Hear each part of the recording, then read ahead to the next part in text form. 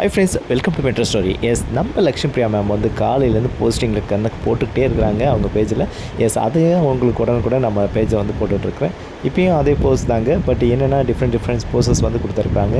ஆக்சுவலாக இதில் வந்து ஒரு ஷார்ட் ஒன்று கொடுத்துட்டு அவங்களுடைய அந்த பாட்டு ஒன்று போட்டு உன் பார்வையில் 1000 அர்த்தங்கள் அப்படின்ற மாதிரி அவங்க ஜஸ்ட் அந்த போஸ்ட்டு போட்டுட்டு அந்த பாட் பேக்ரவுண்ட் வாய்ஸ் மாதிரி கொடுத்துட்டு அவங்க போட்டிருக்காங்க. ஆக்சுவலாக ஃபேன்ஸ்க்காகவே இதை வந்து அவங்க பர்டிகுலராக தேர்ந்தெடுத்து அந்த வீடியோஸ் கிளிப்ஸ் எல்லாமே ஃபோட்டோ போஸ் எல்லாமே வந்து கொடுத்துட்டே வராங்க.